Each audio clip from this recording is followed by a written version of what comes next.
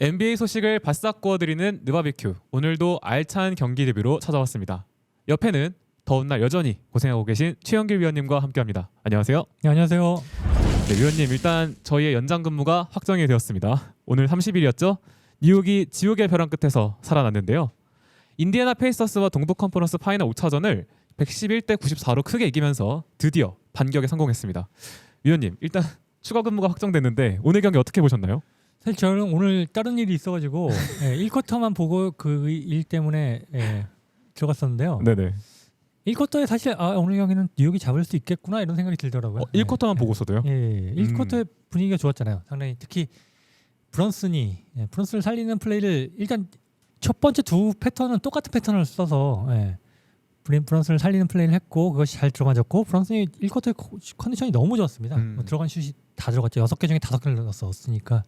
그리고 또 오늘은 할리버튼에 대한 견제를 굉장히 잘했기 때문에 뉴욕이 잡을 수 있겠다라는 생각이 들었습니다. 사실 페이스를 빨리 하면 좋지는 않다라고 제가 말씀드렸지만 사실 벼랑 끝에서는 그런 거 없습니다. 그냥 초반에 기세를 못 잡고 만약에 초반에 10점 차 이상 이렇게 못 벌리면은 엘리미네이션 팀들은 그냥 알아서 자빠지거든요. 네. 근데 그러지 않았다는 게 뉴욕은 좋았습니다. 타임라인별로 좀 경기를 되짚어 보도록 하겠습니다. 사실 이 시리즈의 키워드는 또 수싸움이었습니다. 특히 이제 뉴욕과 인디애나 경기를 계속 저희가 리뷰를 하면서 계속 말씀드렸던 거는 직전 양 팀이 드러났던 공격 포인트들을 그 다음 경기에서는 무조건 만회를 한 채 다음 경기를 준비한다 이것이었는데요. 제가 봤을 때 1쿼터부터 눈에 띄었던 거는 브런슨을 위한 변화들이 좀 눈에 띄었어요. 말씀해 주신 대로 지난 영상들에서도 꾸준히 언급이 됐지만 투맨 게임의 파트너들을 바꿔보는 시도가 많을 것이다 라고 하셨는데 이날 경기에선 브런슨의 메인 픽게임 파트너로 미칼 브리지스가 활용이 됐습니다. 그러면서 흔히 말하는 이제 빌라노바 듀오가 팀의 메인 시스템을 이끌었는데 제가 그래서 흥미로운 기록을 하나 찾았어요. 이날 팀 내 최다 어시스트가 5개로 브런슨이었는데 공동 1위가 미칼 브리지스 5개예요. 그러니까 거의 2명이서 뉴욕의 어시스트를 이끌었는데 이날 뉴욕의 팀 어시스트가 22개였습니다. 그러니까 절반에 가까운 수치가 이 두 선수의 손끝에서 나왔다는 거예요. 그리고 이 두 선수를 활용한 파싱 공격도 많이 나왔는데 예를 들면 브런슨을 핸들러로 세우고 브리지스와 로빈슨을 더블 드래그 스크린을 걸어가지고 파생되는 공격을 노린다든지 타운스를 코너 슈터처럼 기용하면서 공간을 벌린다든지 한 장면들이 나왔는데 제가 여기서 약간 소름이 돋았던 게 직전 경기에서 인디애나 4쿼터를 보면 할리버튼이랑 네마드를 투맨 게임으로 돌리면서 코너에 있는 시약함을 코너 슈터로 썼단 말이에요. 뉴욕이 이걸 봐가지고 착안해서 약간 너네 똑같은 방법으로 괴롭히려고 나온 거야 약간 이런 느낌이 들더라고요. 또 이번 플레이오프에서 가장 큰 키워드 2개가 지역 방어 그리고 매치업 헌팅이라고 그랬잖아요. 그러니까 브런슨과 어떻게 보면은 계속 할리버튼을 붙여보려고 일단 브리지스를 스크리너로 쓴 것도 있는 거죠. 네.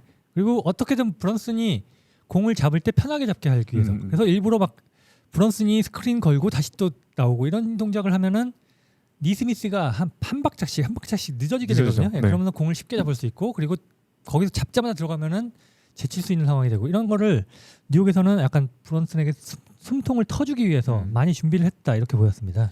이 경기를 또 리뷰하면서 느끼는 건데 사실 할리버튼이 거의 도망가듯이 수비 위치에서는 브런슨이랑 안 만나려고 애를 썼는데 말씀해주신 대로 어떻게든 한 템포씩 빨리 잡아가면서 브런슨을 안쪽으로 최대한 빨리 공격하게 만들려는 시도가 저는 돋보였다고 생각을 하고요.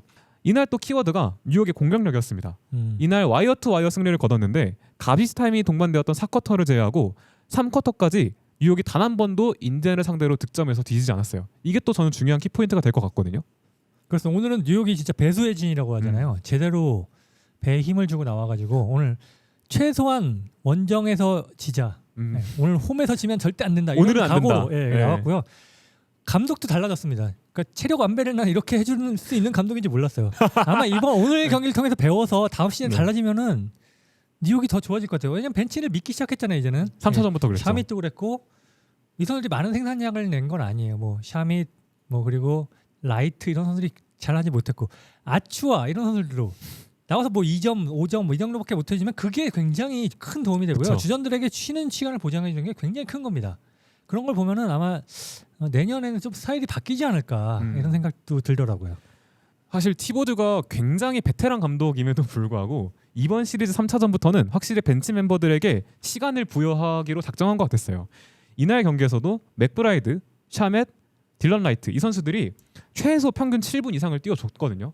뭐 하트는 무늬만 벤치니까 사실 30분 이상을 소화하는 주전 라인업 봐야 되니까 빼고 이런 것들을 보면 위원님께서 말씀해주신 대로 얘네가 뭔가 엄청난 변수를 만들진 않더라도 최소한 브런슨이랑 타운스가 다시 돌아올 때까지는 버텨주면 뉴욕이 이 기세를 쭉 잡을 수 있겠다라는 판단을 한 것 같아요. 네네. 그리고 어차피 이게 페이스를 초반에 빨리 했기 때문에 만약에 이걸 교체를 안 해줬으면 후반에 알아서 또 젖었을 수 거예요. 있어요. 네. 근데 그러지 않았다는 게 오늘 선택이 좋았다라고 생각을 합니다.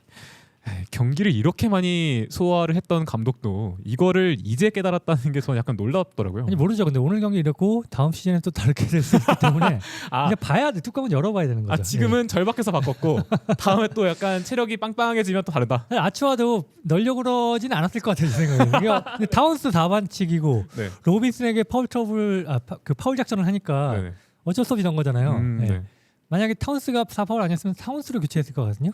그런 거 보면은 근데 아츠와 넣어가지고 아츠와 2득점도 했고 나쁘지 않았거든요. 그러니까 NBA 선수인데 NBA 선수들이 코트에 나와가지고 어느 정도 역할을 할 수 있는 거죠, 당연히. 네. 아츠와는 또 정규 시즌에 뛰었잖아요. 선수잖아요. 로스터 있었죠. 그러니까 믿음을 가지면 됩니다. 믿음을 가져야 된다. 이날 경기 또 다른 키워드 중 하나가 또 반칙이었습니다. 마일스 터너가 전반에 파울 3개로 빨리 빠지면서 인디애나가 거의 11인 로테이션을 사용했는데 중간에 제레스 버커까지 넣었어요. 그러면서 어떻게든 인사이드를 보강하려고 했는데 그러면서 2쿼터 오히려 타운스의 득점 활로를 뚫어주는 격이 됐습니다.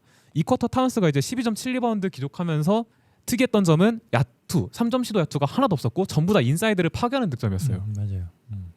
돌파도 좋았고 오늘 사실 그 퀘스천어블이었잖아요. 네. 무릎 부상 때문에. 무릎이 아파서. 근데 그럼에도 불구하고 나와서 아픈 티 안 내고 정말 잘했습니다. 물론 수비에서는 좀 여전히 여전히 자리 못 잡는 모습이 나왔는데 그럼에도 불구하고 공격에서는 24득점이면은 리바운드도 12개 괜찮았다고 봅니다. 사실 뭐 이 선수가 좋을 때나 무릎이 안 좋을 때나 엄청났던 수비력을 보여주는 선수는 아니었기 때문에 이날 경기에서 타운스의 활약이 굉장히 유의미했다고 보고 저는 할리버튼의 적극성이 좀 아쉬웠던 게 물론 이날 경기 콜이 상당히 빡빡하긴 했어요. 그럼에도 불구하고 할리버튼이 이제 야투 시도 자체가 많지 않았다는 거. 이날 경기 8.6어시스트 2스틸 1블락이었고 실책이 없었는데 야투 시도가 7개에 야투율이 28.6%였어요. 그러니까 3점은 하나도 못 넣고 4점이 자유투였습니다. 그러니까 이거는 인게임 경기 내용과 별개로 적극성이 굉장히 결여되었다. 저는 이렇게 보거든요.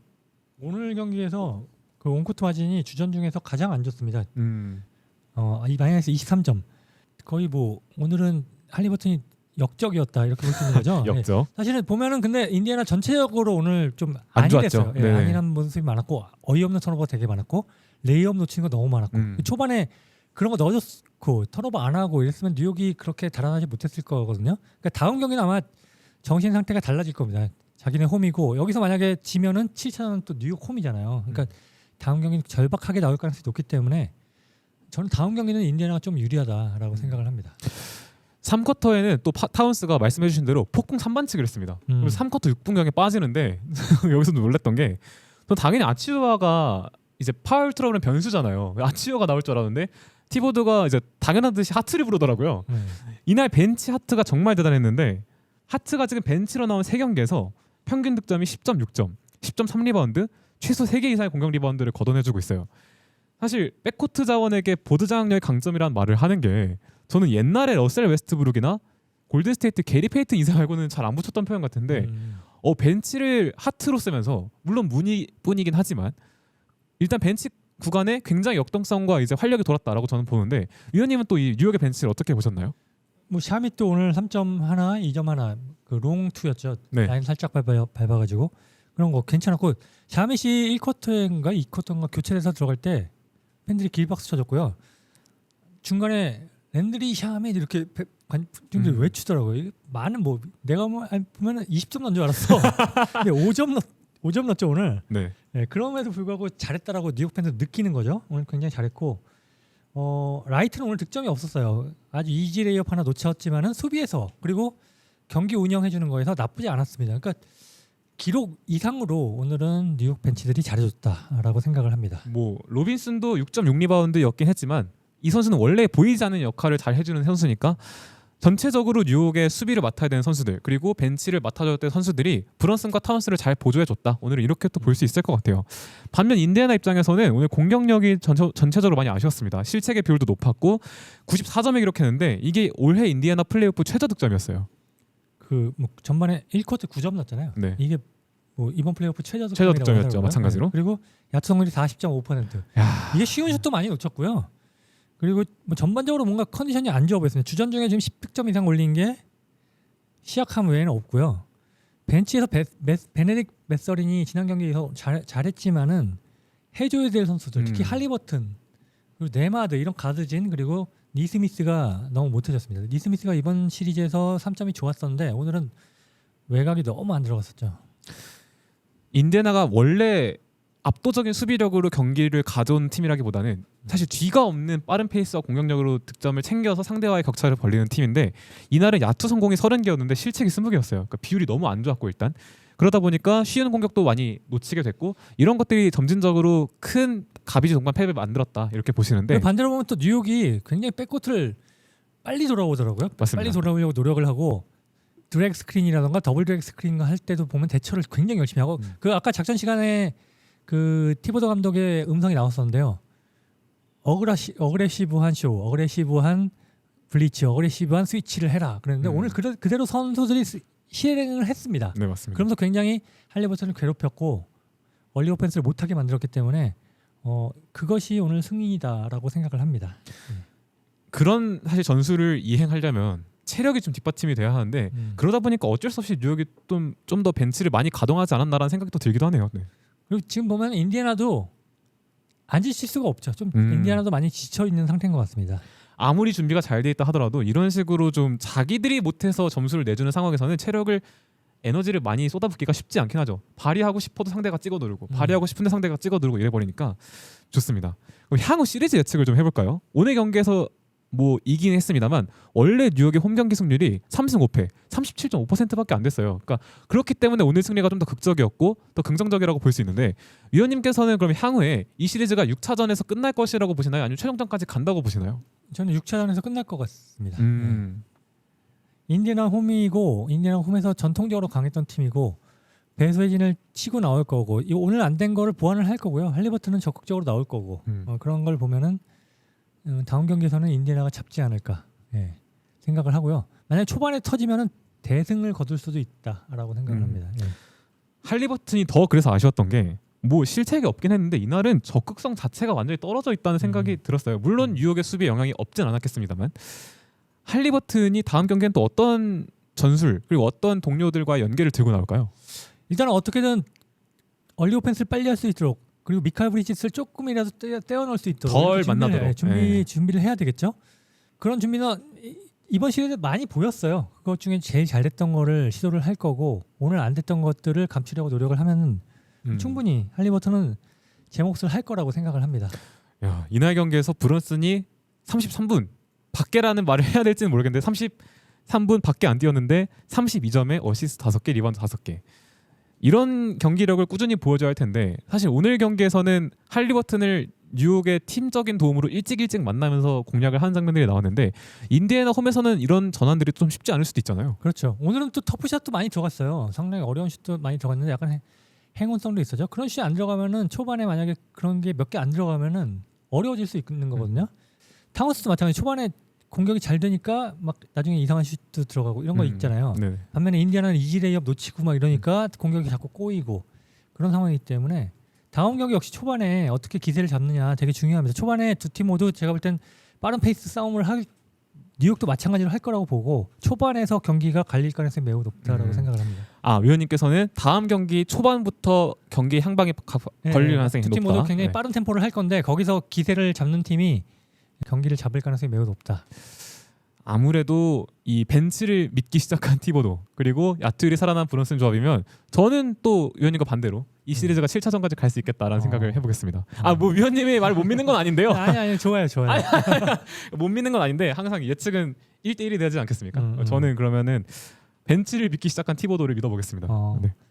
믿기 시작한 거 맞을까요? 근데 절박해서 쓴 거 아닐까요? 그렇죠. 너라도 해줘야 돼 하면서 약간 그런 느낌으로 좋습니다. 자, 과연 오늘 보니까 또 인상적이었던 게 사실 미칼 브리지스가 할리버튼을 맡기도 했지만은 이 쿼터에 보면은 그 브리지스도 쉬어야 되잖아요. 쉴 때는 네. 보니까 오지아노노비를 붙이더라고요. 음. 예, 그런 선택도 좋았는데 역시 갈아 넣을 수밖에 없는 상황이 있어요. 어떻게 보면 할리버튼을 막아야 되기 때문에 그 상황에서도 지치지 않고 잘하는 것이 굉장히 중요할 것 같습니다.